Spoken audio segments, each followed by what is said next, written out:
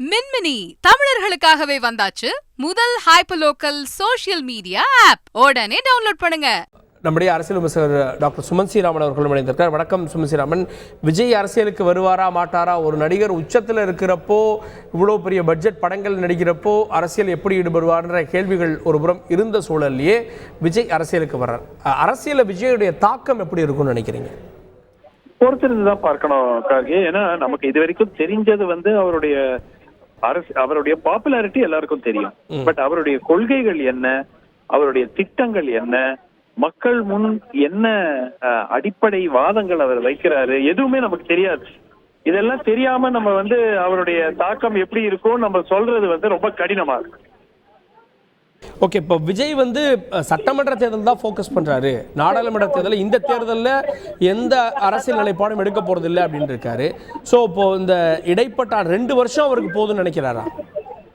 இல்ல, இது ஒரு ஆழத்தை பாக்குறாரு. இப்போ டைம் இருக்கு இல்லையா, 2026 வரைக்கும் கால அவகாசம் இருக்கிறது. அதுக்கு முன்னாடி எப்படி பேன் அவுட் ஆகும், எப்படி பிளான் போடலாம், எதுக்கு ரெஸ்பான்ஸ் வரும், அதெல்லாம் பாக்குறதுக்கு ஒரு 2 ஆண்டு காலம் அவர் தயார் செய்வதற்காக அவர் வைத்துக் கொண்டிருக்கிற அவகாசமா நான் பாக்குறேன். இப்போ விஜய் சொல்லி இருக்கக்கூடியது அவருடைய கொள்கை என்னவா இருக்கும்னா, ஊழலான அரசியல் இருக்கிறது, இன்னொன்று சாதி மதத்தால் பிளவுபடுத்தி இருக்கக்கூடிய அரசியல் இருக்கிறது அப்படின்னு 2 விஷயத்த சொல்லியிருக்காரு. அப்போ விஜய் அரசியல் இல்லை அவருடைய கொள்கை எதை நோக்கியதாக இருக்குன்னு ஏதாவது யூகிக்க முடிகிறதா? இல்ல, இதெல்லாம் எப்படி பண்ண போறாருங்கிறத சொல்லணும் இல்லையா.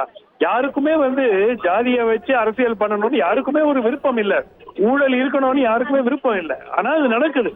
அது எப்படி அதை தடுக்க போறாரு அப்படிங்கறத அவர் மக்கள் முன் ஒரு திட்டமாக விளக்குனால் நிச்சயமாக அதுக்கு மக்கள் அதை ஜட்ஜ் பண்ணி டிசைட் பண்ணுவாங்க. அரசியல்ல நடிகர்கள் அப்படின்றப்போ அதில் சாதித்தவர்கள் ரொம்ப குறைவு.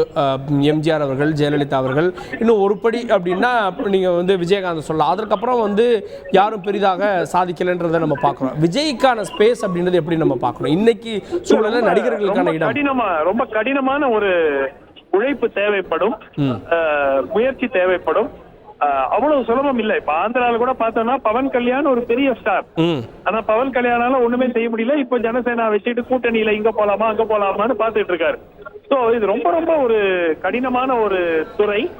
முன்பு போல் நீங்கள் நடிகரா இருக்கிறதுனால உங்களுக்கு மிகப்பெரிய ஆதரவு ஆட்டோமேட்டிக்கா கிடைக்கும் என்ற உத்தரவாதம் கிடையவே கிடையாது. அதனால ஒரு லாங் டஃப் ரோடு இருக்கு விஜய்க்கு எதிர.